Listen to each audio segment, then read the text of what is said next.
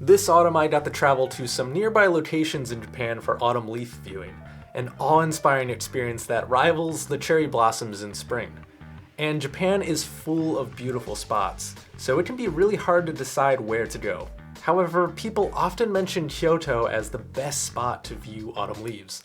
And while I love Kyoto as much as the next person, it is often way too crowded to feel relaxed sometimes. So while I still visited Kyoto, I also wanted to explore a less popular area for those considering coming to Japan in the fall who want to avoid cramped crowds. I will show some scenery of both Kyoto and my personal favorite spot, Koyasan, and give you an idea of what to expect from both. First, let's talk about Kyoto, one of the most famous places to visit in Japan, and there are plenty of reasons why Kyoto is a popular place to visit. Within the main city, you can explore tea and coffee shops, visit numerous world-renowned sites like Kinkakuji or the bamboo forest, and enjoy traditional Japanese cuisine and culture. Also, if you love being in the woods and mountains, there are plenty of spots nearby for hiking, including one of my favorites, Fushimi Inari Taisha, where you can pass through hundreds of torii gates on the way up. And while Kyoto is always crowded during popular times of the year, you can still find areas in the surrounding countryside for peace and quiet with some spectacular views. In the northern portions are some beautiful mountains, lakes, and rivers where you can relax in an onsen or take a tour on a wooden boat. They tend to be more difficult areas to access, but if you plan on staying multiple days, then it shouldn't be a problem. I certainly enjoyed seeing more traditional buildings, stunning Japanese gardens, and walking along probably one of the best riverbanks in Japan, Kamo River, where thousands of people spend time relaxing on the grass and walking miles along the riverbank. If you stay the night, you can also enjoy some of the night illuminations that are viewable at famous places, like Kiyomizu-dera. Kyoto is very big, so multiple days are definitely needed to get the most out of this experience, which is always good for tourists who likely plan to do so anyway. The downside is the crowds, like I mentioned. There are many places where crowds form that can take away part of that majestic feeling, and making certain activities more inconvenient like shopping or eating at a restaurant. Overall though, Kyoto is still a great place that I had fun exploring this fall, but I will say that I had a better experience at Koyasan, so let's talk about that next.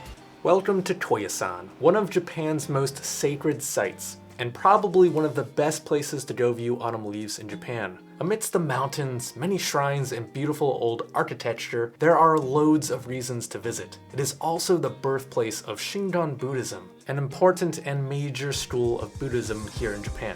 Fairly easily accessible from Osaka and Wakayama. If you know what you are doing, you can arrive at Koyasan in a few hours and either choose to hike up with a fairly rigorous but quick hike or go by cable car and enjoy the view on the way up. It is often highly recommended to stay overnight at a temple lodging or shukubo. If you want, you could even plan a big hiking trip through the Kumano Kodo pilgrimage route, another very important World Heritage Site. While it can be very busy on weekends and holidays, there is a certain atmosphere that dismisses any crowds present at Koyasan. You definitely won't see as many foreigners as Kyoto or some of the big cities, so it can be a nice place to visit during a typical weekday. But regardless, the atmosphere of being among shrines, beautiful Japanese architecture, and autumn leaves is something quite spectacular. If you love photography, this is the top spot to get some really nice shots, combining aspects of fall colors with Japanese culture. You just have to make sure to check when the fall leaves will occur here, as peak autumn leaves occur at an earlier date compared to other common spots in the Kansai region.